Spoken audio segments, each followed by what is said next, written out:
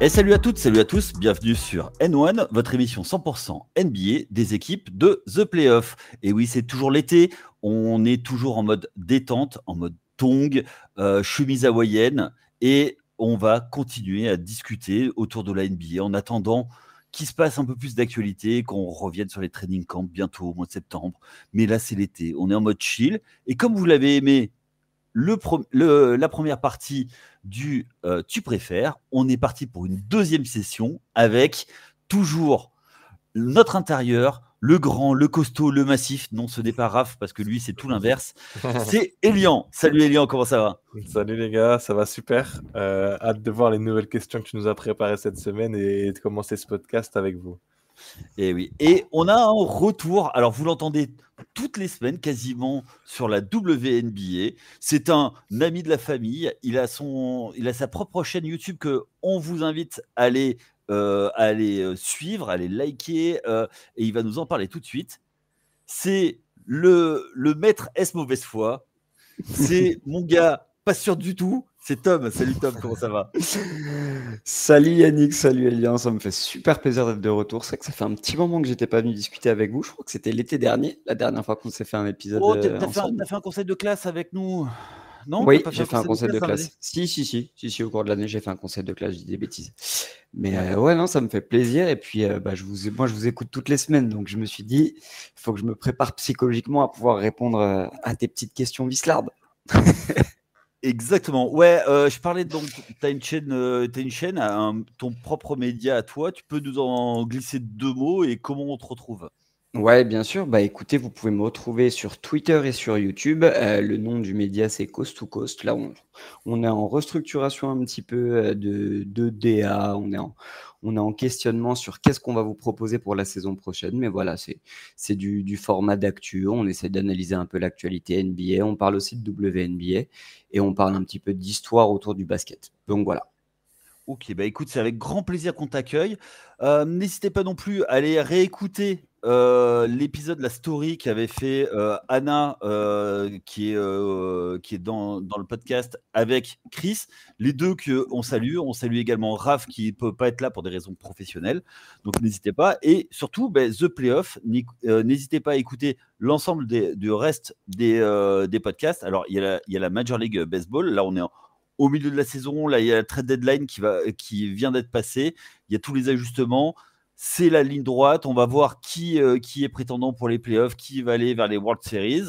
Donc, allez écouter nos copains de First Pitch. Également, il y a les previews pour la NFL qui vont commencer, donc qui ont commencé d'ailleurs de ce mardi avec l'AFC South. N'hésitez pas à les suivre, à les donner un coup de pouce, et on dit aussi beaucoup de choses très intéressantes avec toujours un ton détendu mais sérieux. Allez, on est parti sur le tu préfères. Est-ce que vous êtes prêts, messieurs? Yes. En grande forme, on arrive. Bon, allez, petite dédicace pour toi, Tom. Tu préfères un coast to coast ou un buzzer sur les 24 secondes? Ouf. Ah non, un buzzer sur les 24 secondes. Beaucoup trop incroyable. Putain, je te fais une passe décisive exprès pour toi, et voilà comment tu me remercies. Tu me connais, j'ai jamais été bon sur l'autopromo.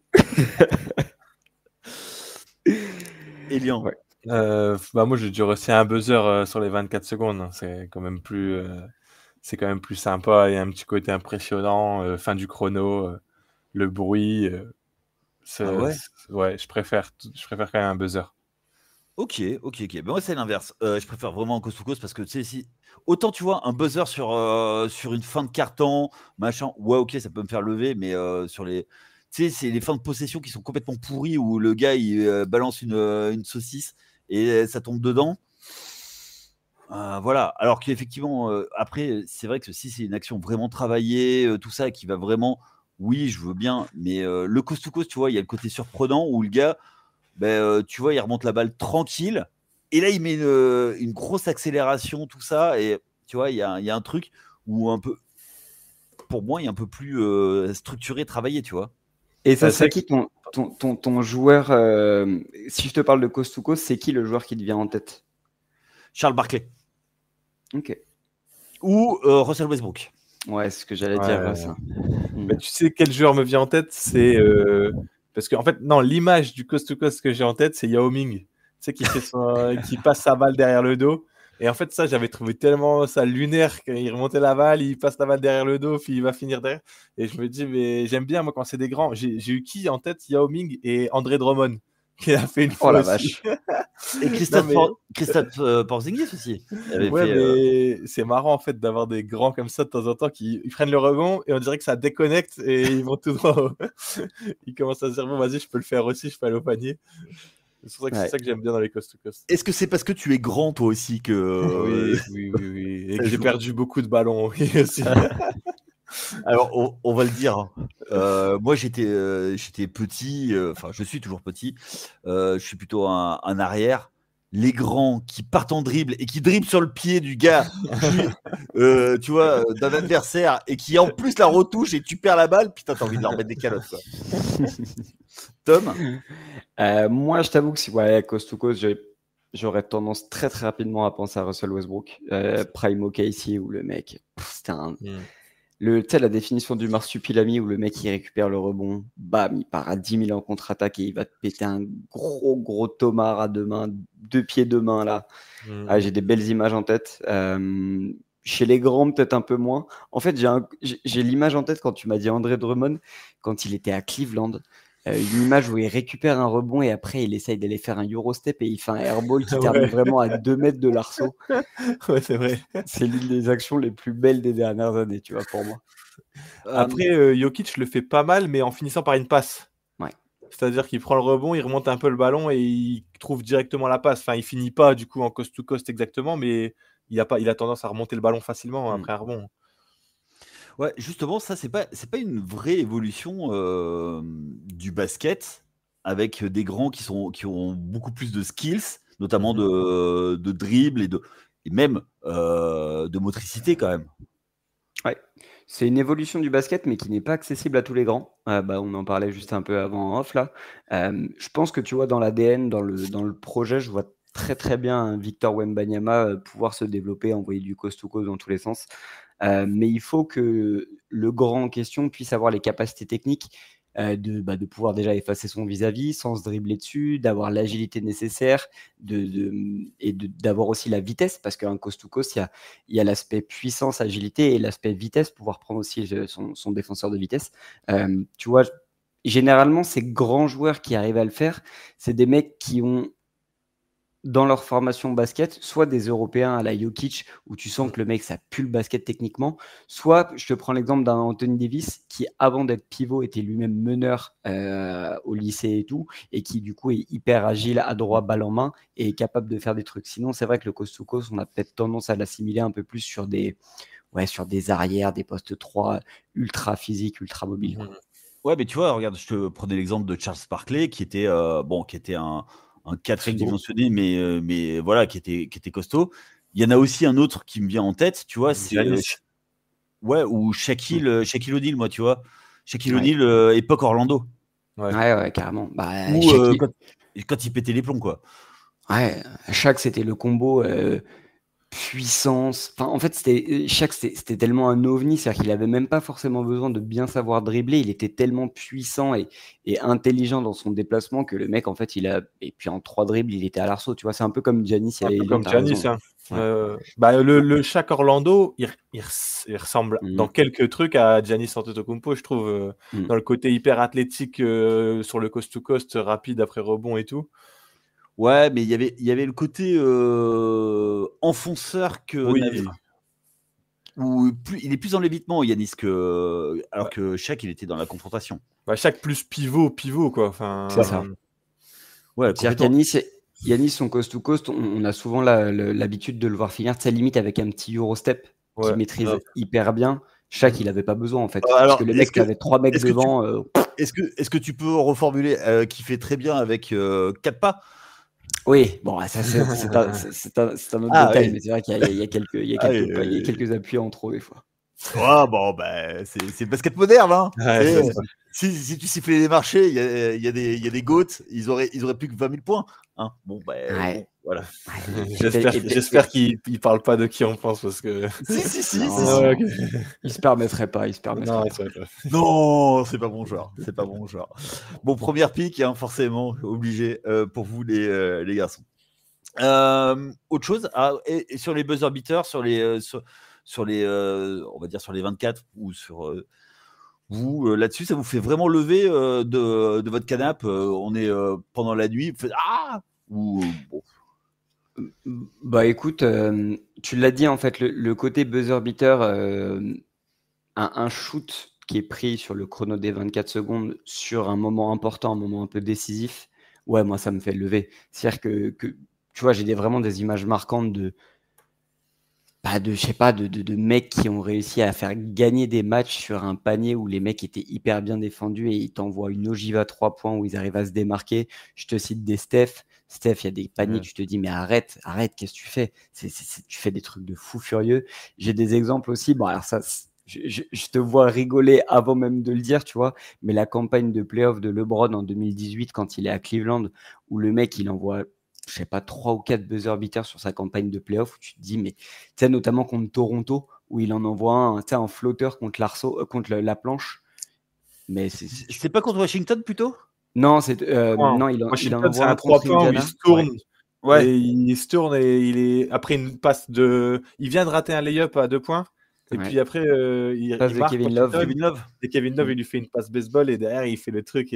Alors qu'il vient de rater un lay-up tout seul. Genre. Ouais, mais c'était pas buzzer, ça, tu vois. C'est des shoots clutch. Mais c'est pas des. Ouais, peut-être c'est peut-être pas buzzer. Ouais, pour moi, c'était pas buzzer, tu vois. Je crois qu'il les envoie en prolongation à ce moment-là. Ouais. Ok. Je sais plus. Ouais, mais enfin, ok. Mais par contre, celui de Steph à OKC, là, hyper loin, où OKC il défend super bien, et puis il se retourne et il envoie le truc, ça c'est buzzer des 24. Buzzer des 24. Ouais, et ça, en fait, si tu veux, c'est vrai qu'il y a un côté sur le buzzer beater, c'est-à-dire que tu as la défense qui a hyper bien taffé, et se prend un truc, et là, tu fais. Tu baisses la tête, quoi. Et encore pire, c'est, imagine, tu as bien défendu, tu as lâché le rebond offensif et tu t'en prends sur le buzzer. Alors là, là, t'es coach, tu demandes temps mort et tu fais à la Yougoslave, que des claques. En fait, ce qui me marque particulièrement sur le buzzer beater, c'est le côté complètement irrationnel du truc. C'est-à-dire que tu l'as très bien dit, tu peux avoir une défense de fou furieux pendant 24 secondes où tu te dis, mais en fait, c'est improbable que le mec puisse marquer tellement l'équipe collectivement a bien défendu ou le mec individuellement a réussi à le stopper. Et tu as des tels génies dans cette ligue qui sont capables de t'envoyer ce que personne d'autre est capable d'envoyer. Et moi, ça me fait me lever tous les jours. En fait, on en parlait la dernière fois. Il y avait Elian et Chris. C'est qu'aujourd'hui, en fait, les mecs, le niveau de la défense n'a jamais été aussi haut. Et pourtant, les mecs, ils continuent à scorer, quoi. Ouais, parce que le niveau de l'attaque n'a jamais été aussi haut non plus. Hein. Ouais. Bon, aussi, avant, hein, tu passais un joueur, tu te prenais un coup de la corde à linge. Ouais. Maintenant, tu prends des techniques pour un regard. Bon, voilà, forcément. Mais pour revenir sur le buzzer, il y a aussi un buzzer, par exemple, qui fait mal à une défense comme ça en 24 secondes. C'est récemment Evan Fournier au JO contre le Canada. Tu sais, il récupère la balle, il est hyper loin, il l'envoie comme ça. Et en fait, c'est ce que j'aime bien dans ce genre de truc, comme on disait, c'est que ça fait tellement mal à la défense qui pense avoir fait le stop, qui pense que c'est fini. Et puis finalement, tu as un tir qui sort de nulle part et qui achève l'adversaire, quoi. Tiens, regarde, plus récemment, Yannick, je suis désolé, mais Tyrese Haliburton, ce qu'il envoie sur la dernière campagne de playoff, il en envoie quoi, 2 ou 3, je crois. Pas forcément des buzzers, mais des game winners. Ouais, des game winners, ouais. Ah oui. Je dis, c'est ça. En fait, contre OKC, il fait. Il mène. Premier match. Ouais, 3e dans le match. Ouais. Donc, voilà. Là, c'était pas sur les 24, c'était carrément sur le buzzer final. Donc, ça rajoute un truc en plus, c'est clair. Vous, les fans des Lakers, moi, je me souviens d'un buzzer sur le match qui m'avait fait lever. C'est le seul match que vous gagnez dans la finale, c'est le 2004. Le match 2 où Kobe va gagner le match sur un buzzer sur le match 2 de mémoire contre les Pistons. Ouais, Et complètement. ça, Bah, et c'est là où j'ai fait ah ouais. Et là tu fais respect gars. Mais voilà, mais c'est pas le. Tu vois, c'est encore autre chose. Le buzzer pour gagner le match, c'est encore autre chose quoi. Là parce que là en fait, t'as toute la salle qui se lève et qui attend ça en fait. Alors que là sur le 24, business, c'est une journée au boulot quoi. Ouais, clairement. Un peu comme toi quand tu joues, Tom. Ou pas. Ou pas. Bon allez, on enchaîne. Les gars, tu préfères Greg Popovich ou Phil Jackson? Elian, honneur à toi. Vas-y. Ouais, désolé, je réfléchissais. Bah, moi, je vais Bah dire oui. je vais dire Greg Popovich juste parce que je l'ai plus connu, on va dire, en tant que coach. Même si j'étais pas forcément un grand fan des Spurs, j'admire à fond la carrière et j'admire l'homme de tout ce qui en est sorti. Phil Jackson, pour défendre Yaya, il a un peu détruit la franchise des Knicks en tant que GM. Alors non, président. Un président en tant que président. Non, en vrai, Phil Jackson, gros respect aussi, mais je le connais plus un peu dans les livres d'histoire du basket que Greg Popovich. Je l'ai plus connu, moi, en tant que vraiment entraîneur, où je l'ai plus vu exercer. Tu as commencé à suivre quand, toi, Elian? Moi, j'ai commencé à suivre. Je t'ai dit, moi, c'est Dwight Howard à Orlando, tu vois. Ouais, donc il coachait encore aux Lakers. Et C'était là, la fin. oui, C'était la mais fin, là, c'était quand je te dis Dwight Howard à Orlando, c'est mes débuts sur 5 majeurs où je commence à kiffer un joueur, mais que je suis pas Ouais, vraiment, ok. ouais, tu vois. Où je commence Ok. vraiment à bien connaître, c'est avec Beansport, avec Ouais, ok. avec Donc tout il ça, était quoi. il était parti à la retraite. Ouais, bien sûr. Je l'ai plus connu à la retraite que. Mais quand même, je vais dire du coup pour ça, je vais dire Greg Popovich, et puis c'est celui qui a lancé Tony Parker, qui est un des meilleurs Français de l'histoire, ce n'est le meilleur. Ok. Tom? Ouais, bah moi je vais encore une fois là pour le coup je vais rejoindre Elian un peu dans le même critère dans le sens où j'ai pas eu la chance de vivre le prime de Phil Jackson notamment à Chicago. Et c'est des débats Pourquoi? qui sont compliqués parce qu'on parle de deux des meilleurs coachs de l'histoire, mais là où moi Popovich ça me marque directement au-delà de de ce qu'il a fait en tant que coach des Spurs, c'est la legacy qu'il laisse dans la NBA actuelle où tu te rends compte que finalement aujourd'hui, tu as combien de coachs en place qui sont passés par l'école Popovich enfin, tu vois, que ce soit dans le staff ou qui ont eu Popovich comme mentor. En fait, je trouve il a vraiment ce truc. Il a marqué la NBA d'une manière complètement absurde dans le sens où je te le dis, tu vois, aujourd'hui on parle de coachs comme Spoelstra, comme Steve Kerr, comme beaucoup de coachs aujourd'hui tu vois, comme Ime Udoka, comme ces mecs-là, ils sont tous passés dans les mains de Greg Popovich à un moment donné de leur carrière. Pas Spoelstra, hein. Spo, il n'est pas passé par Pop? Ça me dit Non, un truc aussi. parce Je que crois qu'il est passé par Pop. Hein. il était assistant vidéo. Il arrivait genre à 30 ans, assistant vidéo au fin Ouais. fond Je vais regarder. de Miami. Il y a Budenholzer aussi, il y en a Ouais, plein. Oui, De toute façon. oui, bah, c'est pas impossible. Monty Non, mais Williams, ouais. je peux t'en citer plein. Hein. Et puis alors, tu vois, on associe très souvent Phil Jackson à l'attaque en triangle qui n'est pas forcément son invention, qui n'est pas d'ailleurs Ah son non, invention, c'est qui Tex était Winter. l'invention de Tex Winter. Par contre, là où les deux ont un point commun, c'est la relation forte qu'ils ont avec leurs joueurs. C'est le côté hyper humain, l'aspect un peu coach-joueur, en plus d'être des coachs extraordinaires. Mais tu vois, moi, j'ai en tête la relation entre Greg Popovich et Tim Duncan. Tim Duncan, qui est un joueur paranormal, dans le sens où c'est un mec qui n'acceptait pas grand-chose, ultra timide, ultra réservé.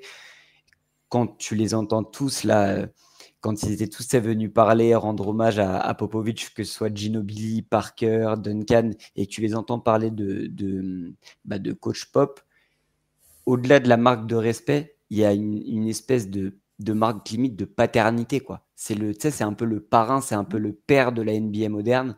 Et vu que, encore une fois, comme le disait Elian, je l'ai plus vécu, Pop, en fait, Pop, c'est ça. Il y a le côté où c'est une espèce de légende vivante, quoi. Ouais, ok. Je vous rejoins vraiment sur beaucoup de choses. Tu vois, sur le côté coach-joueur, tu vois, pour moi, Phil Jackson, pas du tout. Parce que je pense que c'est un coach je pense que c'est même pas un très bon coach. Je pense que surtout, c'est un meneur d'hommes. C'est quelqu'un qui est capable de fédérer autour d'un projet et d'amener quelque chose. Et c'est le premier qui a délégué beaucoup à ses assistants, beaucoup de choses à ses assistants. Et et tu vois, quand tu lis le livre qu'il a écrit, Eleven Rings, 11 bagues, tu vois que la relation avec Jordan, elle est pas bonne. Hein. Il s'en accommode, mais ça a été la guerre pour lui faire accepter Jordan les choses, à lui faire changer de rôle, à lui faire tout ça. Ce qui après il a réussi à rentrer dans le moule, mais tu vois qu'il n'y a pas une vraie relation de proximité. D'ailleurs, c'était impossible d'accéder à Michael en dehors du terrain d'entraînement. Après, tu vois, son fils spirituel, c'est vraiment Kobe. Pour le coup, dans le livre, tu vois qu'il a un vrai attachement avec Kobe Bryant, qui a vraiment eu des discussions, qu'il a écoutées. Voilà. Après, mais encore une fois, je pense qu'il a amené d'autres choses. Basketement parlant, oui, il y a eu l'attaque en triangle, mais comme tu l'as bien dit, c'est Tex Winter, qui est un sombre assistant d'une fac de seconde zone. Et il arrive, et ça fit en fait, parce que ça rentre dans un moule philosophique. En fait, je dirais plus que c'est, même si on l'appelait le maître zen, tout ça, parce qu'il faisait faire de la méditation à ses joueurs et tout ça, mais je trouve qu'il les mettait dans une bulle pour pouvoir performer. À côté, tu as Greg Popovich, qui lui, c'est complètement différent, parce qu'avant d'être coach, il était JM des Spurs, et il a un côté bâtisseur de la franchise de San Antonio. Si la franchise a fait plus de 20 saisons d'affilée en playoff, c'est parce qu'il était là et qu'il a monté quelque chose. Et il a toujours su faire avec ce qu'on lui donnait. Il n'a pas forcément été chercher des joueurs à droite, à gauche. D'ailleurs, les greffes n'ont pas toujours très bien prises du côté des Spurs. Mais les joueurs qu'il a choisis, lui, il savait pourquoi il les choisissait. Enfin, et surtout, R.C. Bufford savait pourquoi il les prenait et pourquoi il rentrait. Donc, tu vois, moi, entre les deux, ben, tu en as un qui est un meneur d'hommes et tu as un autre qui est un faiseur d'hommes. Ouais, c'est une belle définition. Et c'est ça, en fait, pour moi, en fait, les deux. Et je vais pas faire de spoil. Moi, les Spurs, jusqu'au Beautiful Game, il y avait les Spurs qui passaient à la télé, parce qu'à l'époque, il n'y avait pas encore le League Pass, tout ça. Je regardais même pas. Parce que c'était efficace, mais c'était monotone. Carrément. C'est parce que. Mais quand il a eu les joueurs que Tim Duncan est devenu moins dominant et qu'il est devenu plus playmaker, qu'il a lâché du lest sur Tony Parker, sur Manu Ginobili surtout, eh ben, c'est devenu le Beautiful Game, avec magnifié par un joueur qui pour moi personnifie le Beautiful Game, c'est Boris Diaw. Et sans Boris Diaw, il n'y a pas de Beautiful Game, parce que c'est un ADN où c'est un basket total, fait de défense féroce, mais surtout de partage de ballon. Et pour moi, c'est une parenthèse enchantée dans la NBA, même si aujourd'hui, il y a un partage un peu différent. Ouais, et dans le prolongement de tout ce que tu dis, qui est hyper intéressant et hyper vrai, je pense qu'on n'a pas conscience des prises de risque qu'a pris Pop, en fait, à l'époque, de mettre titulaire un petit meneur français qui sortait de nulle part, d'utiliser un Argentin comme il l'a utilisé. Tu sais, ce côté, dans une ligue très américaine, Pop a dit, non mais les gars, c'est pas lui. Pour moi, c'est pas lui. Mais il a su l'utiliser aussi, tu vois. Oui. Il a assumé les choix. Et encore plus quand tu vois son meilleur joueur à l'époque, Tim Duncan, qui dit, concrètement, qui se cachait pas, qu'il pouvait pas blairer les étrangers et qui pouvait pas blairer Tony Parker. Pop, il a dit, ok mec, tu peux pas le blairer, mais t'inquiète, fais-moi confiance, il va devenir ton meneur titulaire et vous allez aller au titre ensemble. C'est pas évident pour un coach, tu vois, d'aller se confronter directement à ton joueur superstar. Ouais, mais ça vient aussi du fait que San Antonio, c'est un petit marché et qu'ils étaient obligés de tenter des coups parce que 4 ans avant, ils étaient champions NBA, ils étaient toujours en finale de conf, mais ça a toujours bloqué. Et comment tu fais en fait quand tu es bloqué? Tu es obligé de tenter des coups et surtout quand tu es loin à la draft. Quand tu as des premiers choix, c'est évident, c'est facile. Mais là, on lui a dit, écoute, nous, on n'a pas d'autre choix. Il y a des joueurs qui essayent ça et ça a marché. Et heureusement qu'ils étaient là parce qu'ils ont donné un avantage compétitif parce qu'ils avaient des joueurs où les coachs adverses ne savaient pas s'adapter. Ouais. C'était un genre d'échec. Après, ce que j'ai bien aimé, pour revenir à Phil Jackson un petit peu, ce que j'ai bien aimé chez Phil Jackson, c'est déjà, je l'ai découvert un peu plus au travers de la série The Last Dance. Et ce que j'ai aimé, c'est par exemple sa gestion au cas par cas. Genre comment il gère Rodman à un moment donné par rapport au reste de l'équipe sans que ça aille toucher l'équipe. Je sais pas si aujourd'hui c'est encore possible ça. Genre, tu vois, de donner autant de privilèges à un joueur, entre guillemets de privilèges, parce qu'il est comme ça, et de réussir à faire en sorte que ça n'affecte pas l'équipe. Vu les égos aussi des joueurs aujourd'hui, qui se sentent vraiment forts très rapidement, je trouve que c'est assez impressionnant sa manière de gérer au cas par cas comme ça dans la série. Ouais, mais ça revient au fait que ce que je disais, c'est un meneur d'homme. Ouais, c'est un meneur d'homme. Ouais, mais tu vois, il y a ce parallèle aussi de meneur d'homme et de cet aspect super humain, alors que Greg Popovich, il a cette figure, en plus de Phil Jackson, qui est le Zen Master. Il y a le côté aussi charisme en conférence de presse. Tu sais, Pop, on attendait tous les conférences de presse, qu'il aille envoyer bouler les journalistes. On attendait de voir. Tu sais, il y a des petits trucs qui nous ont marqué. La faute au moment de l'entre-deux. Sur chaque, tu vois, le cachage. C'est génial. Et à côté de ça. Il commence à péter un câble, il lui fait. Et à côté de ça, tu as les stories qui sortent de plus en plus où je te prends l'exemple d'un Dejounte Murray qui parle de sa vie et de son enfance qui a été horrible et qui dit si aujourd'hui je suis l'homme que je suis, c'est grâce à Greg Popovich.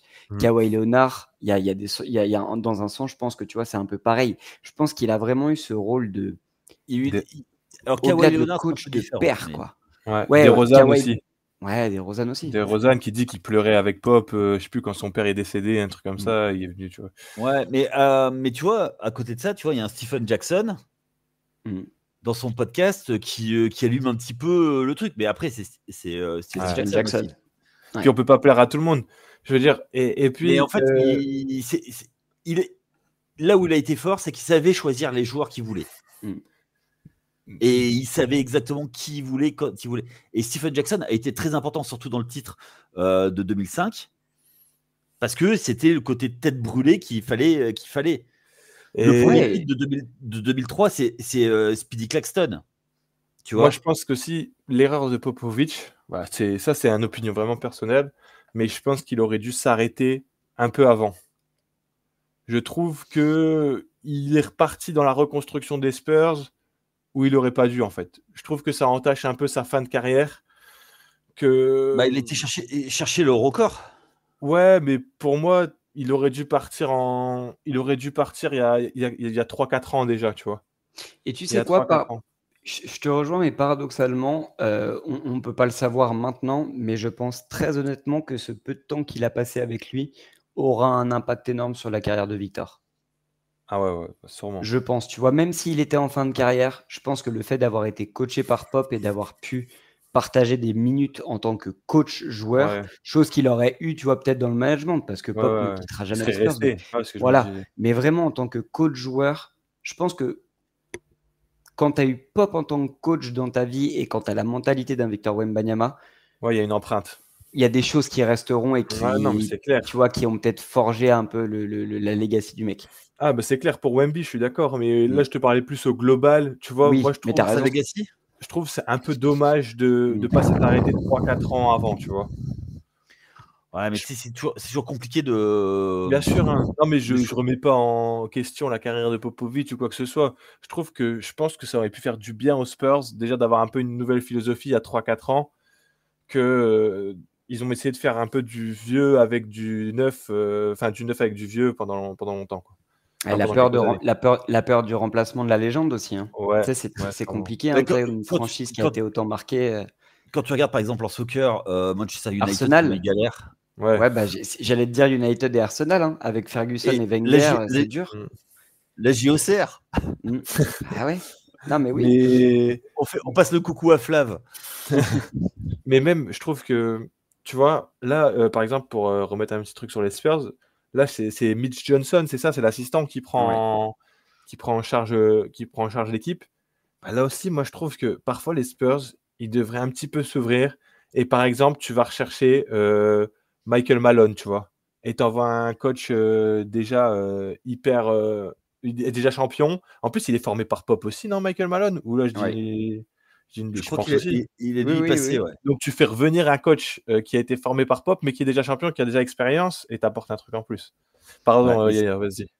Non, je disais juste que c'est un peu compliqué, mais on va enchaîner parce que j'en ai d'autres quand même, parce que si on fait que 2, la semaine dernière, on en fait 8, parce que voilà, mais enfin bon, je voudrais pas dire, mais il y a un nouvel élément qui est beaucoup bavard, mais bon, très intéressant, mais très bavard. Non. Allez, on enchaîne. Mais je pense que c'est un débat sur lequel on reviendra forcément à un moment ou un autre. D'ailleurs, tiens, c'est une bonne idée pour ta chaîne, mon cher Tom. Je viendrai avec plaisir. Allez, les gars, avant de passer à des trucs beaucoup plus personnels pour vous, tu préfères Chicago 96 ou Warriors 2016? Warriors 2016. Bah, Warriors 2016 aussi. Hein. Ok, allez-y. Moi, Chicago. Warriors 2016, pour moi. Parce que LeBron gagne à la fin? Non, mais parce que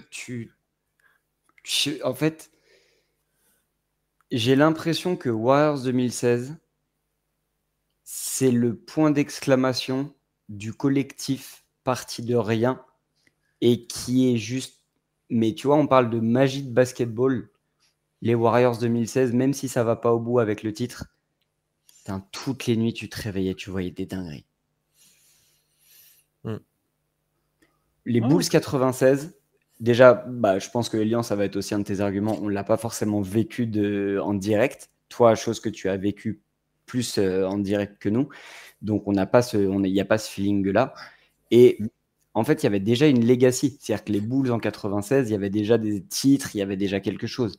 Les Warriors 2016, tu as cette sensation que cette équipe, que Steve Kerr a monté limite de toutes pièces de A à Z depuis 2-3 ans. C'était déjà bien entamé avec Mark Jackson. Hein. Bien sûr. Ouais, non, mais tu sais, il y a ce côté. Et puis, putain, moi, je suis désolé, mais Stephen Curry 2016, j'en fais des cauchemars la nuit. Hein. Ouais. Toi, Elian? Moi, j'ai dit Warriors 2016 aussi parce que déjà, j'étais un hater des Warriors à l'époque. J'étais complètement Team Cavs, mais il faut admettre que c'est une anomalie que Cleveland gagne cette année-là à la fin. Enfin, c'est pas normal. Et en fait, je les détestais les Warriors, mais parce qu'ils me dégoûtaient en fait. Ils me dégoûtaient tellement ils étaient forts. C'est-à-dire que tous les matins, tu te levais, mais tu te dis, mais ils ont pas perdu, mais c'est pas possible. Et après, tu vois le run de playoff, tu te dis, mais ils vont jamais perdre. Et tu te dis, mais en fait, les Cavs, ils vont avoir aucune chance. Tu vois, genre, c'est incroyable ce qui se passe en finale. Le scénario est dingue. Merci la NBA. Après, on peut dire ce qu'on veut, tu vois, mais il faut quand même les gagner, les matchs, tu vois. Merci la NBA ou pas, il faut quand même les gagner. Et je pense que c'est un choc énorme des Warriors en parallèle aussi, tu vois. Bien sûr. Et que Curry l'a dit, LeBron et Kyrie, il a jamais vu 2 joueurs évoluer à ce niveau-là pendant 3 matchs d'affilée, tu vois. Donc, ça n'existe pas. C'est ça qui est dingue. Mais ce que je veux dire, c'est que les Warriors, à ce moment-là, ils m'ont tellement choqué. Comme il l'a dit Tom, les Chicago, j'ai pas vu en live, mais bon, j'ai revu des choses, etc. Mais là, les Warriors, on avait l'impression que c'était un basket qui était invincible, en fait. Enfin, moi, c'était la sensation que j'avais, tu vois, au moment de cette saison. Ok. Et qui a été en partie coaché par Luke Walton. Oui. Qui a fait une grande carrière après. Mais bon, bref. Ok. Ben moi, Ben forcément, moi j'ai des yeux de chimère pour le Chicago 96. Faut remettre un peu dans le contexte. Oui, ils avaient gagné, ils avaient fait un three-peat quelques années avant, 91, 92, 93. Ouais. Michael Jordan est parti à la retraite. Il revient dans la saison fin de la saison 95. Ils se font sortir par les Magic. Et l'été, ben, il va travailler comme un dingue. Et il va revenir avec le couteau entre les dents. Et c'est peut-être la plus grande saison de Michael Jordan. Voilà. Ouais, C'est vrai que c'est dingue. C'est vrai que c'est dingue. Plus que les saisons où il marque 37 points de moyenne. Voilà, 37 points de moyenne quand tu étais à 95 points. Donc, il y a ça. J'ai un autre argument après. Oui, je le dirai après. Mais si tu veux, en fait, c'est le côté invincible. Alors oui, ils ont récupéré Dennis Rodman, il y avait Tony Kukoc, mais il y avait que Scottie Pippen de l'ancien three-peat. Tu avais Steve Kerr qui était dans l'équipe. Tu avais une équipe qui avait été composée par Jerry Krause, qui est un des plus grands GM et qui était en bataille avec Michael Jordan, on le sait. Voilà, mais c'était une équipe qui, en fait, tout sur son passage, a renversé tout sur son passage, et qui, elle, a été au bout, en fait, a été au titre.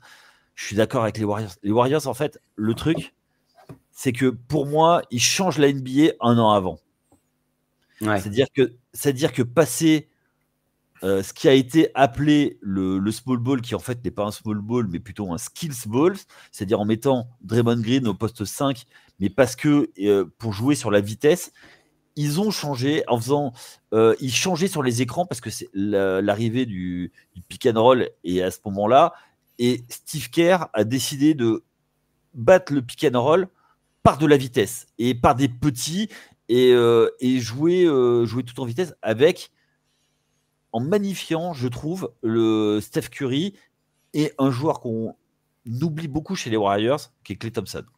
Ouais, parce carrément. qu'on parle toujours de Draymond Green, qui est l'âme profonde de cette équipe, qui a toujours fait tout le sale boulot, mais Klay Thompson est tellement sous-coté, tu vois, c'est un gars qui il a fait combien 37 points en un quart-temps avec 3 dribbles. Gars, et c'est des gars qui étaient même pas des first rounders, quoi. Mais donc moi je suis d'accord avec les moi tu vois, sur les deux, prime à celui qui a gagné un titre, bien sûr. mais voilà, les deux ont changé, et il y a un dénominateur commun, c'est Steve Kerr. Mais bien sûr, moi je suis d'accord, mais ce que je voulais dire aussi en argument, c'est que j'ai l'impression que quand on parle des Bulls 96, c'est immédiatement Michael Jordan. Et je trouve que les Warriors de cette époque, c'est les Warriors. Tu vois, bien sûr, il y a Steph Curry, mais je l'identifie plus en tant que l'équipe des Warriors qui était horrible, tu vois. Et 96, pour moi, c'est Michael Jordan, en fait. C'est plus Michael Jordan que les Bulls. Même si l'équipe est folle, hein, c'est pas ça le problème. Mais tu vois, dans ce dont on se rappelle, genre les Warriors 2016, je me rappelle de l'équipe des Warriors qui était invincible. Bien sûr, Steph Curry en prime. Mais les Chicago Bulls, c'est Michael Jordan, tu vois, dans la tête de tout le monde. Bah oui, mais parce que c'était le joueur ultime. Oui, bien sûr, mais c'est pour ça que tu dis de choisir une équipe. Je vais plutôt choisir aussi les Warriors, qui pour moi, c'est l'équipe. Tu vois, le synonyme d'équipe, il était là, tu vois, genre. Ouais. Non, mais ça s'entend. Mais après, tu vois, Michael Jordan, c'était vrai. En fait, on se rend pas. C'était les 4 Beatles à lui tout seul.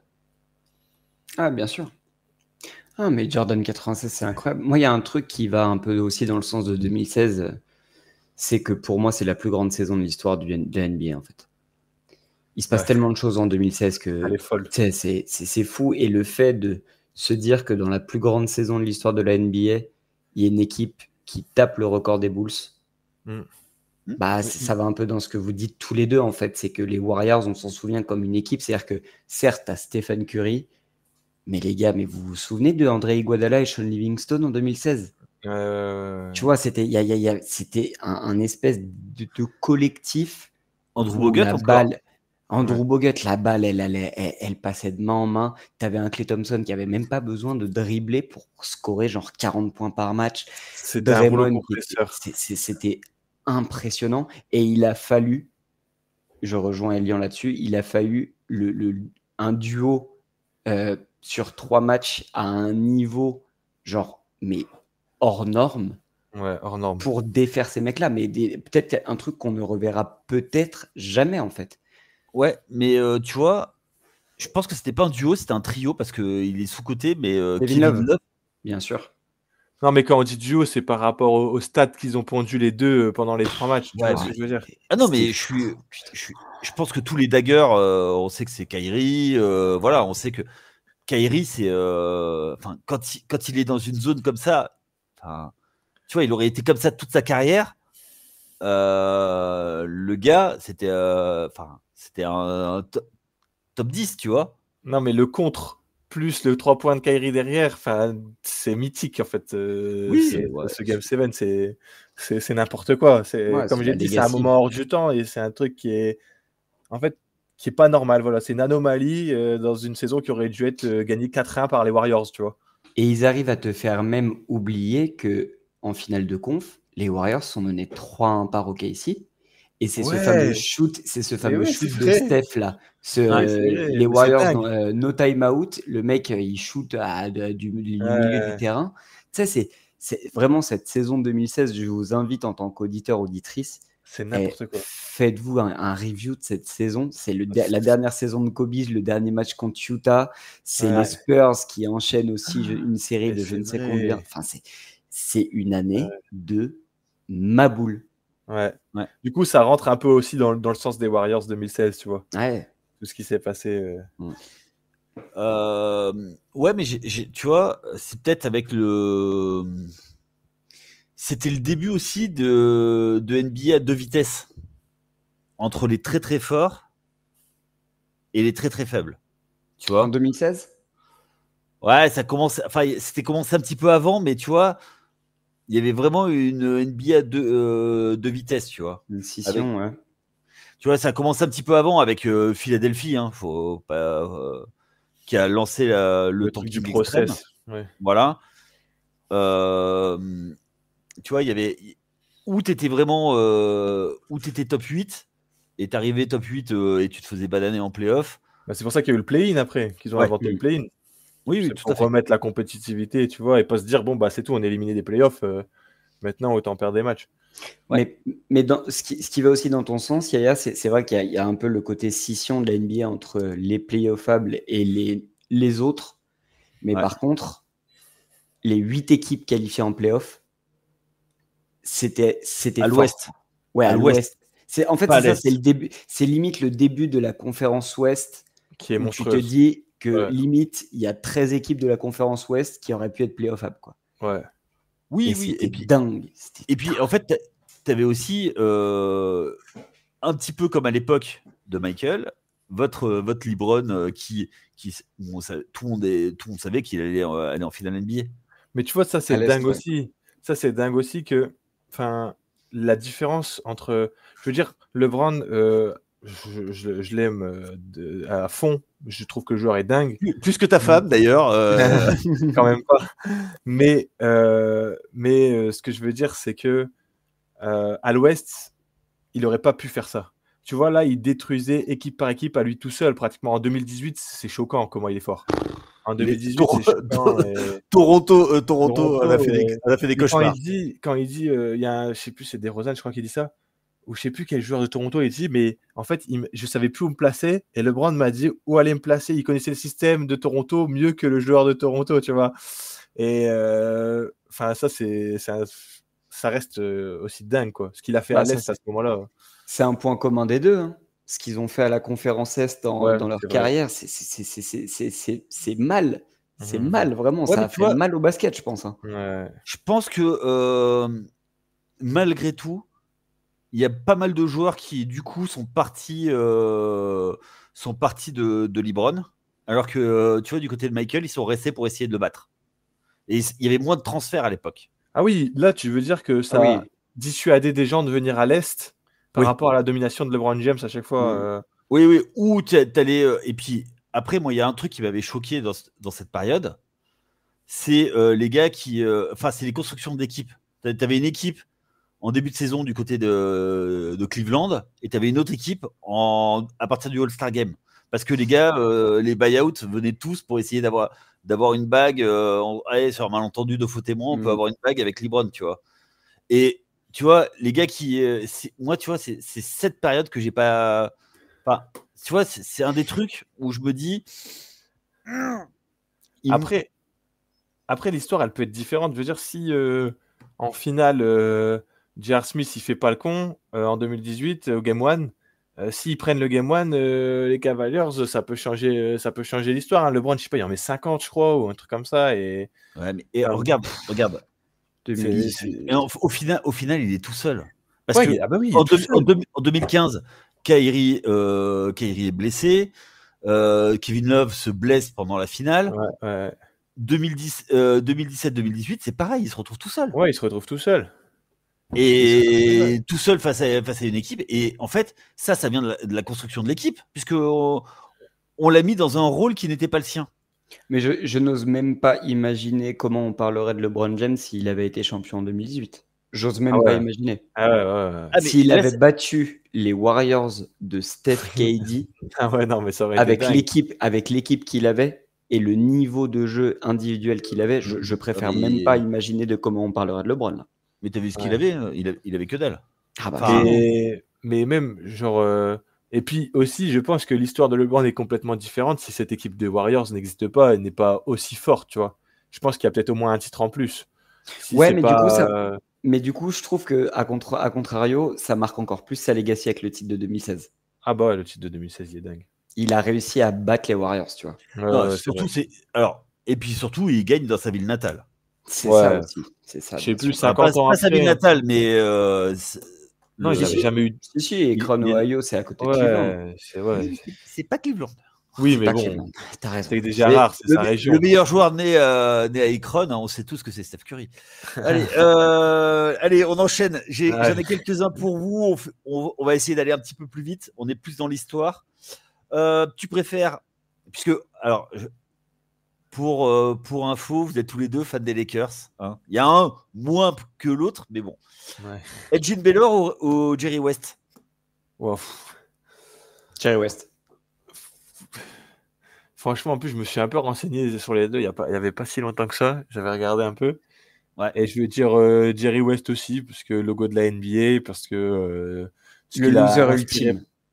Il a gagné un titre. Non, Elgin Baylor, c'est Elgin Baylor le loser ultime. Ouais, Elgin Baylor. Ouais, c'est vrai que parce que West, le gars, il prend sa retraite et les Lakers sont champions, quoi. Ouais, c'est ouf. Alors que il fait finale à chaque fois, quoi, tu vois. Bon, il tombe sur les plus grands Knicks de l'histoire, mais bon, il y en a pas eu Après, pour moi, c'est même pas le. Enfin, c'est une époque. Vas-y, c'est pas le même basket, genre. Quand tu regardes les vidéos. On a des auditeurs qui ont besoin de se renseigner. Ouais, voilà, c'est ça. Mais je veux dire, tu regardes les vidéos, ça te fait pas kiffer. Enfin, personnellement, en tout cas, moi, ça me fait pas kiffer de regarder des vidéos de ces joueurs-là. Pour m'être un peu renseigné, j'ai vu ce qu'ils avaient fait. Baylor, déjà, il arrive, c'est les Minnesota. Ils sont à Minnesota, les Lakers, quand ils arrivent dans la ligue. Ouais, Minneapolis. Donc, Minneapolis, pardon. Et donc, c'est vraiment une époque déjà que j'ai pas connue du tout. Et mes parents non plus, d'ailleurs, ils étaient pas des parents. Donc, en vrai, c'est compliqué. Du coup, je dis Jerry West parce que logo de la NBA, pour quoi il est connu aujourd'hui, quoi. Ouais, pour la legacy, je pense Jerry West aussi. Ouais, voilà. Ok, ça se tient. On continue toujours sur les Lakers. Magic ou Kobe? Tu préfères Magic ou Kobe? Ah bah oui, mais oh, t'es pas ici pour rigoler, hein. T'es venu pour soutenir un garçon. Mais je l'attendais tellement en plus, celle-là, putain. Tu veux que je commence, Tom? Vas-y, s'il te plaît. Moi, j'ai un avis. Moi, je vais dire Magic. Et pourtant, j'ai plus connu Kobe. Mais c'est juste que la personnalité que dégage Magic, à l'affect, en fait, je veux dire Magic à l'affect, Même si je trouve que ce que Kobe a donné à la NBA, c'est dingue, énorme respect. Mais en fait, c'est juste que je m'imagine dans un vestiaire avec les deux, et je pense que Magic était beaucoup plus sympa que Kobe. Pas sûr. Moi, je suis pas un grand fan de la Mamba Mentality, comme je vous disais en off. Je trouve que je suis fan de l'éthique de travail, dans ce sens-là, mais je suis pas fan de se cacher derrière ça pour être un coéquipier abject.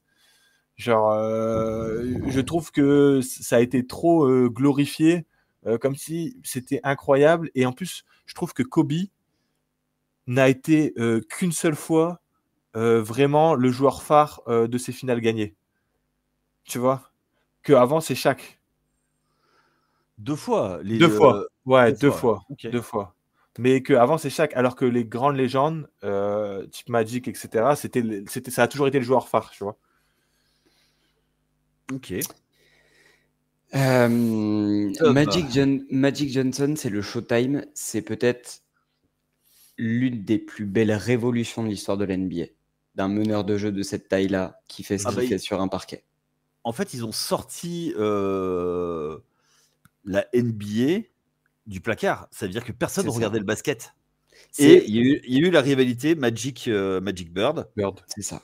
Avec le white trash Larry Bird, tu vois, qui vient de l'Indiana, et lui, le noir, qui vient du Michigan et qui va à Los Angeles, et l'autre qui va à Boston. Avec la grande rivalité entre les deux. C'est ça. Magic, c'est le Showtime, c'est la renaissance de la NBA.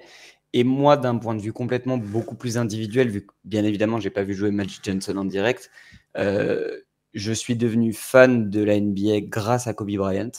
Je te rejoins, Elian, dans la mentalité, c'est pas du tout le style de leader que j'aime, mais l'un de mes plus beaux souvenirs, c'est rigolo, hein. On va retourner en 2016, l'un de mes plus beaux souvenirs d'enfance, enfin de jeune homme en tout cas, c'est le dernier match de l'histoire de Kobe contre Utah.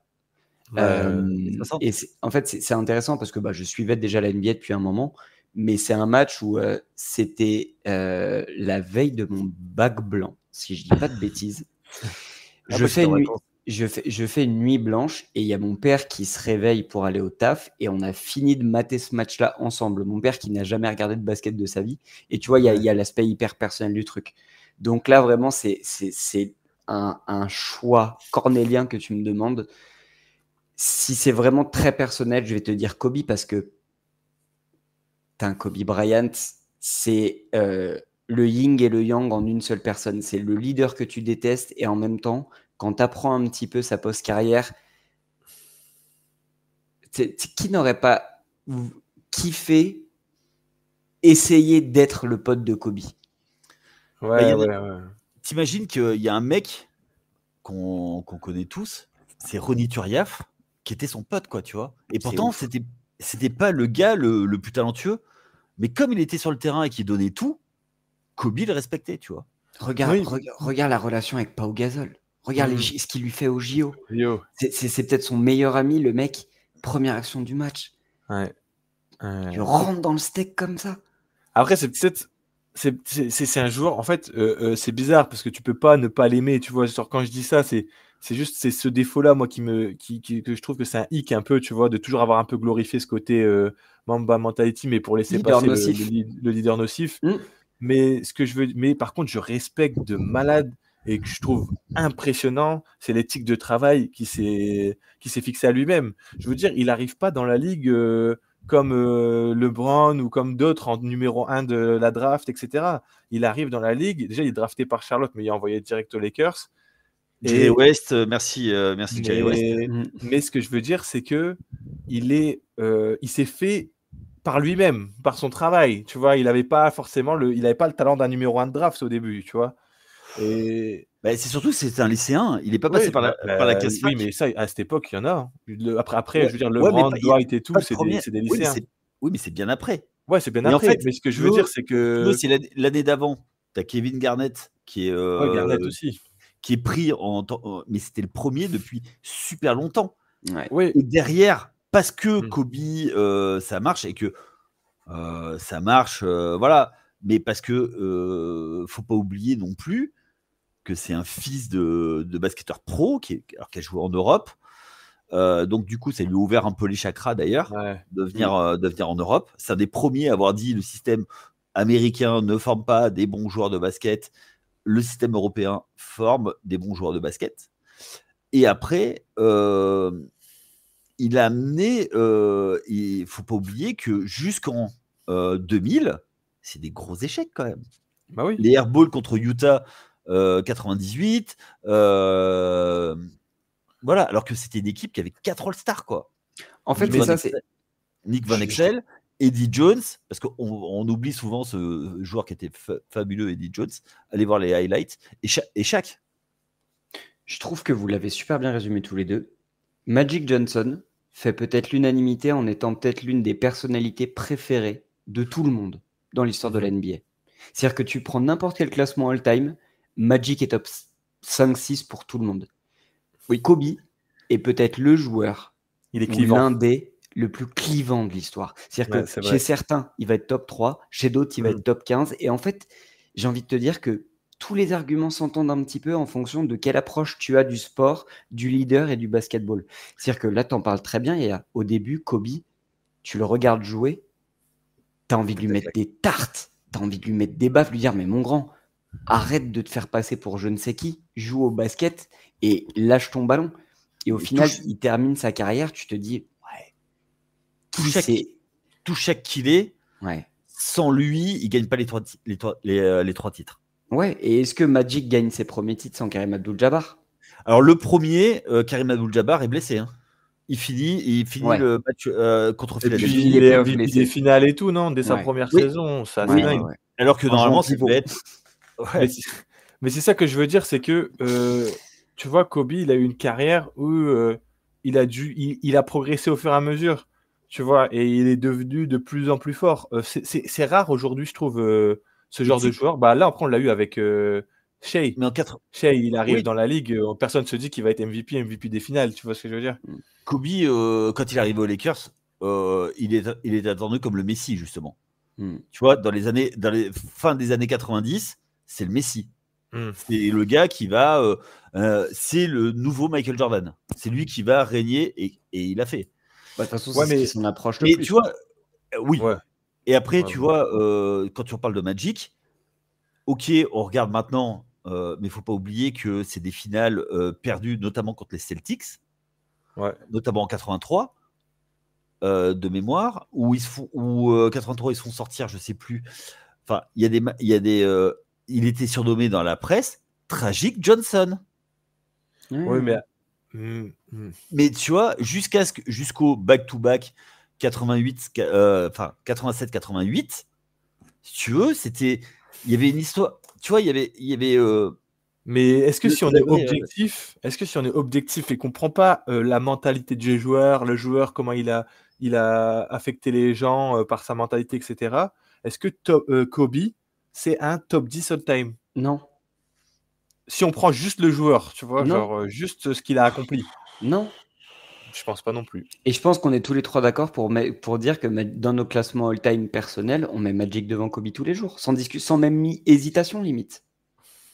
Parce que si on parle purement de... Tu sais, on étaye à chaque fois tous nos arguments de les stats, machin, mais moi, je vous donne une idée simple. Lequel des deux joueurs a le plus révolutionné son sport? Pour moi, c'est Magic. Et puis quand Magic il revient en 92, je veux dire, on n'était même pas nés, mais on connaît tous l'histoire, tu vois, genre... Le All-Star Game? Non, quand il revient avec la Dream Team. Avec la Dream Team. Tu vois, ça c'est dingue quand même. Le mec est malade et tout, et il revient jouer avec la Dream Team. De toute façon, c'est ce qui fait aussi que Magic n'est peut-être pas plus aussi dans les classements all-time, c'est que sa carrière est très courte. Ouais. 10 ou 11 saisons. Et puis, il y a aussi un truc, c'est que Magic a joué contre le Limoges CSP. Ce qui n'est pas le cas de Kobe. Voilà. non, mais je vois ce que tu veux dire. Sur le côté, Kobe, quand même, il a fait des dingueries, quand même. Ah oui, mais bien sûr. Attends, là, on parle de deux des meilleurs joueurs de l'histoire, hein, de toute façon. En fait, il y a un truc, c'est que tu le veuilles ou non, Magic, il a amené un truc En fait, c'est un pionnier. C'est ça. Bah, Et Kobe, il a Jordan, recopié. Kobe, il a recopié quelqu'un. Ouais, mais est-ce il a qu'il a laissé copié ça. parfaite? Non, pour moi, c'est pas une... J'arrive... Pour moi, c'est pas une copie. Ah si, bah si. Il a amené son Bah, truc à lui. clairement. Bah Oui. non, pour moi, il a pas. Pour moi, il a fait la même chose. Enfin, il a copié un personnage, même, je trouve. Pour moi, ils se ressemblent tellement les deux. Je veux Mais dire, moi, ce que je trouve très fort avec Kobe, Mais c'est que. comme Michael... Attends, excuse-moi. Comme Michael Ouais, Jordan vas-y, vas-y. avait copié Dr. J. Hein. oui, Oh, mais bien sûr. ouais, mais je veux dire, il y a des joueurs qui ont copié personne. Bah, on parle de Magic Johnson, il a copié personne. Si, Oscar Robertson. Non, ouais, mais Mais c'est pas. c'était sa grande Non, mais ce que je inspiration. veux dire, oui, mais ce que je veux dire, c'est qu'ils ont changé quelque chose, tu vois. Genre, je trouve pas que Kobe, pour moi, il n'a pas changé quelque chose. Il a ramené cette Mamba mentality, mais il n'a pas changé quelque chose, tu vois. Son jeu, c'est un jeu académique, c'est un jeu qui est bien défini, qu'on connaissait déjà avant, et il l'a fait à la perfection. Et tu vois, on parle de beauté. Enfin, au-delà de beauté de jeu, on parle d'efficacité. Tout Kobe Bryant que tu es, mon pote, t'en as pris des shoots. Hein. Ouais. T'en as pris des shoots. Hein. Tu l'as usé le ballon. Hein. Ouais. À la fin de ta carrière, tes mains, elles étaient oranges tellement le ballon, tu l'as eu entre les mains. Hein. Tu vois ce que je veux dire? Ouais, Là où ouais. Magic, et tu vois, enfin aussi, on va pas se mentir, le mec s'appelle Ervin Johnson, on l'a surnommé Magic. Ouais, Tu vois? ouais. Tellement on n'avait jamais vu ça, un meneur de jeu faire des choses comme ça. Et il a inspiré des mecs, mais il n'a jamais réussi à être copié. Magic, c'est. Tu vois, aujourd'hui, il y a un débat, c'est qui est le meilleur meneur de l'histoire, Magic Johnson ou Stephen Curry. Malgré ce que fait Steph, qui est quand même c'est inhumain, qui est le meilleur shooter de l'histoire, on est tous là à se dire, ouais, mais Magic Johnson, tu vois. J'ai eu la discussion ce midi avec mon fils. Mais c'est ouf, hein. On est encore tous dans ce débat-là. Ouais, Sauf que Magic a marqué son sport. Sauf que Steph a amené le poste de meneur à basculer sur un 1,5. Que tu vois, et puis c'était pas le même rythme. Enfin. Après, c'est pour ça que c'est dur de comparer les époques. Hein. Voilà. Mais après, si tu veux, dans le débat, tu es obligé d'en mettre d'autres. Tu vois, mec qui est oublié, c'est John Stockton. Plus grand nombre de passes, plus grand nombre d'interceptions. Personne ne le cite. Ouais, c'est vrai qu'on le cite jamais. Ouais, mais parce que le poteau, je suis désolé. Là, pour le coup, si on parle des meilleurs, il n'a pas gagné déjà. Bah ouais. Ça, c'est terrible, mais malheureusement, Yaya, on en parle souvent dans nos débats. On va mettre de côté le débat du GOAT parce que pour moi, à ce niveau-là, c'est pas forcément l'argument principal. Mais quand tu fais un classement des meilleurs joueurs de l'histoire, faut que tu aies gagné un peu, quoi. Faut gagner un peu. Ouais, mais alors vous mettez en fait, la longévité, celui qui a marqué le plus de points. Donc celui qui a fait le plus de passes, ça a été ça a été longtemps mis en avant comme. Non, mais il est incroyable. Hein. Mais c'est vrai qu'il faut avoir gagné. Ouais, il faut que tu gagnes. Je pense que si Stockton avait eu une bague, la conversation serait différente. Ah, mais il y aurait une vraie conversation entre les trois. Ouais. Sauf que moi, je t'en rajoute deux autres. Et on n'a pas le temps, mais j'en ai un autre. C'est Steve Nash et Isaiah Thomas. Isaiah Thomas avec les Pistons. Mais lui, il a gagné. Ouais, mais lui, il serait, si y avait pas, si Jordan l'aimait bien, il serait dans une autre conversation. Hein. Si Jordan l'aimait bien, il serait dans une autre conversation. Et ça, faut pas se mentir, c'est un peu la vérité. Hein. Ah, c'est sûr. Ça a eu un impact. Ça a eu un impact sur ce que les médias disaient sur lui, sur qui il était. Il a été dans l'équipe des Bad Boys. Ouais, c'est après il était dans l'équipe des Bad Boys. Ouais, mais après, Jordan l'a niqué pour les JO. Mais attention, Jordan l'a niqué pour les JO, mais Isaiah Thomas a quand même pas mal de casseroles. Enfin, tout n'est pas inventé, tu vois. C'était pas un mec très très fréquentable à une période, tu vois. Ouais, mais tu vois, c'est aussi le gars qui a ouvert tous les trucs à Chicago pour lui, en disant bah écoute, t'arrives à Chicago, c'est ma ville, parce que Isaiah Thomas est de Chicago. C'est ça aussi qui vient de la rivalité entre les deux. C'est sûr. Donc du coup, voilà. Enfin après. On pourrait faire un débat long. Et ça. Allez, on a déjà fait 1 heure. Je vais juste vous en poser une dernière, parce que celle-là, elle est hyper polémique. Tu préfères là, attention, c'est que des scandales. Malice at the Palace ou le Game 6, Lakers Kings.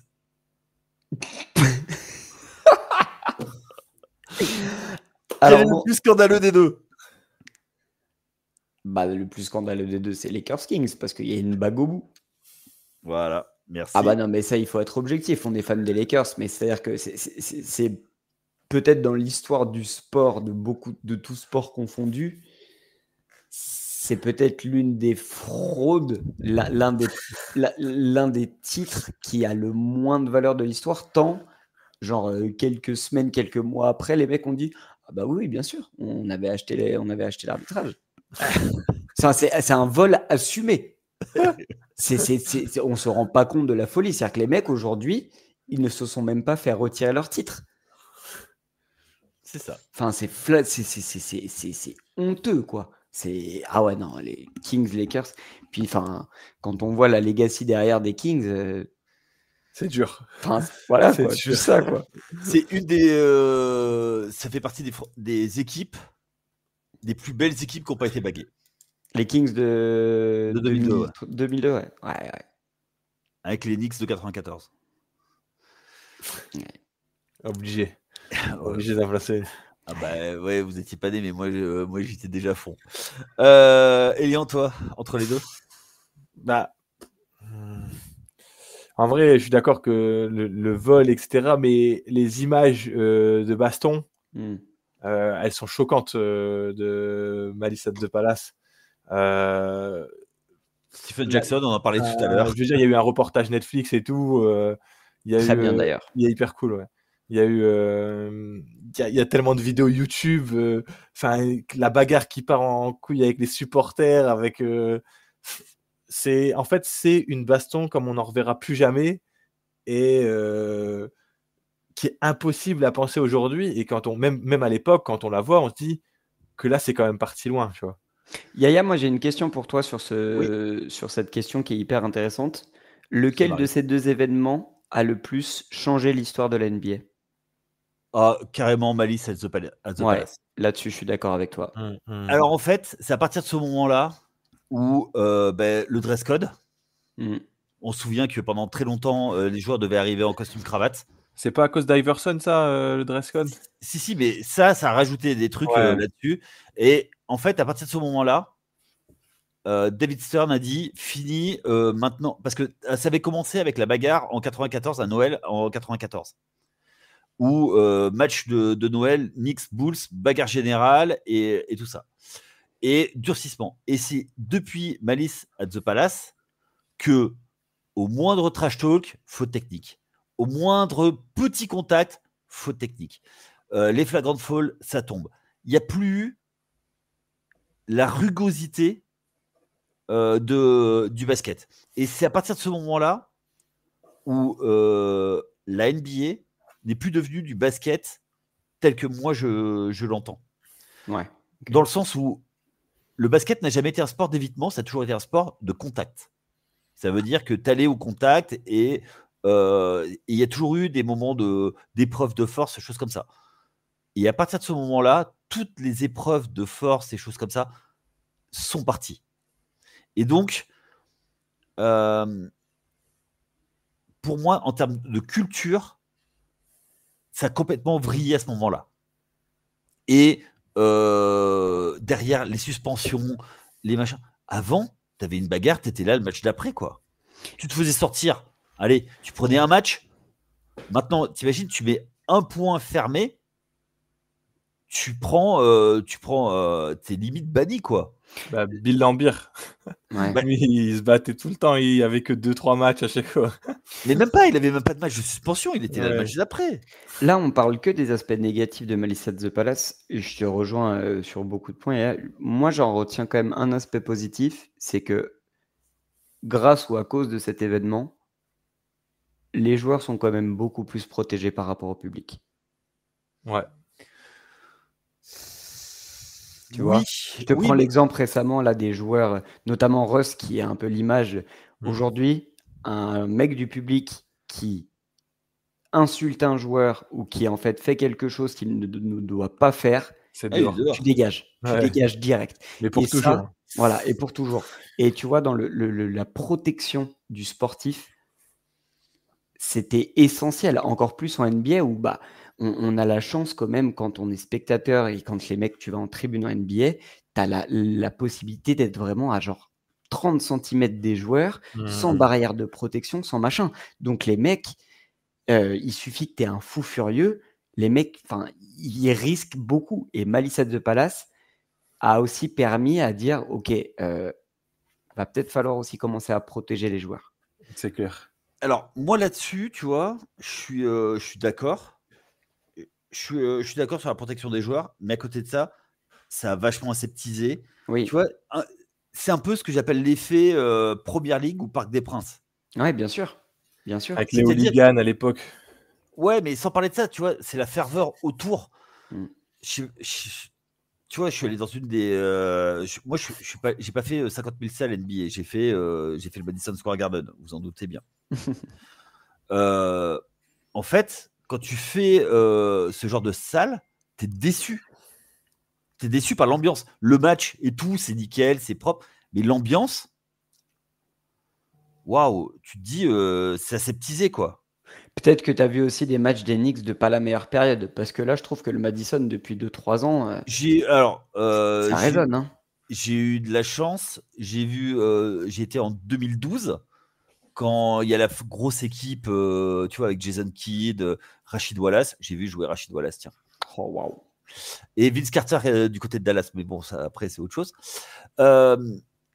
Et après, je suis revenu l'année où Frank Ntilikina est drafté, donc c'est tout premier match. Et ça gagne, tu vois, en début de saison, jusqu'à ce que Kristaps Porzingis se blesse, ça gagne.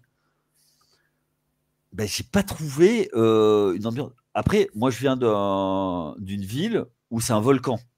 Tu vois, le basket, c'est en fait, les gars, si vous avez jamais fait un match à Limoges, faites-le au moins une fois pour voir ce que c'est quand tout le monde est, tous les supporters sont énervés.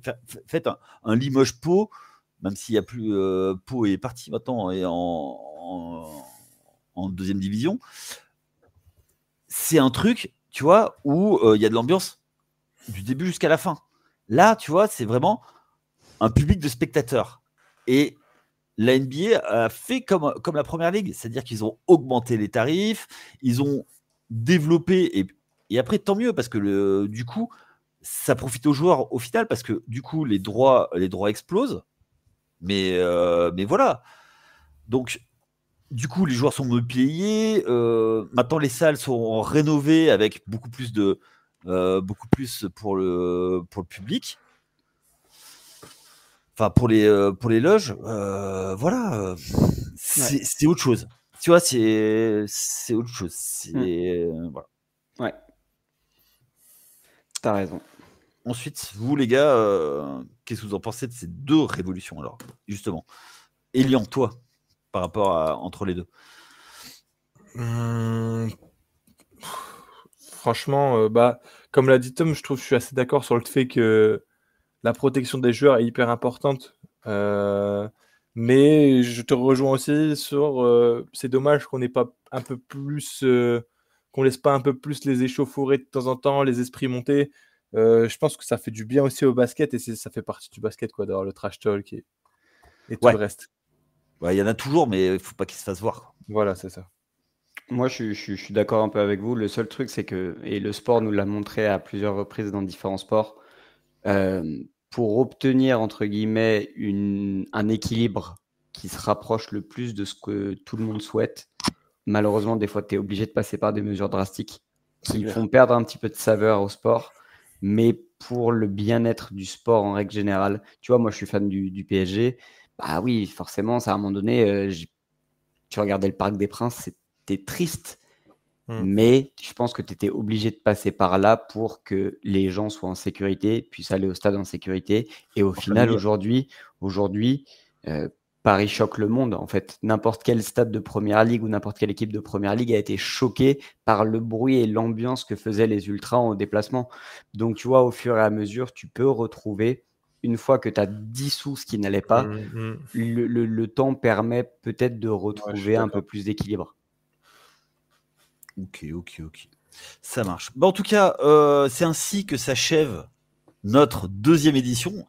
Vu qu'on a été et j'en ai encore plein en stock, donc ça tombe bien. On va pouvoir faire une prochaine session avec des choses un peu plus piquantes. On verra avec nos autres compagnons.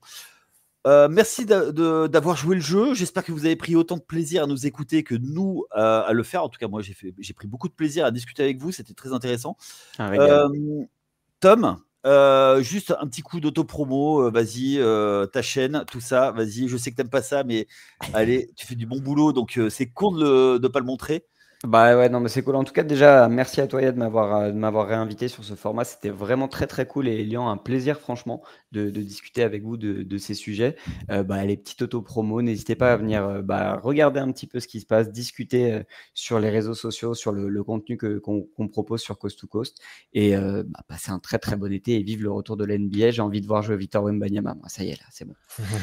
Je veux voir jouer Wemby. Et Luka Fit. Ouais, exactement. Et Ben Simmons qui tire à 3 points. Oh, quelle horreur. Et oui, je sortirai ma blague après, on va couper. En tout cas, merci à vous deux, merci à tous de nous avoir suivis. Vous n'hésitez pas, si vous avez d'autres, tu préfères, allez sur le Discord communautaire, vous connaissez, allez les poser, et puis on regardera ça, on en débattra. Le comité de rédaction composé de moi-même décidera si je le mets au prochain épisode. Abonnez-vous. Tom, à très vite sur la WNBA avec nous, et tu sais que la porte est toujours ouverte.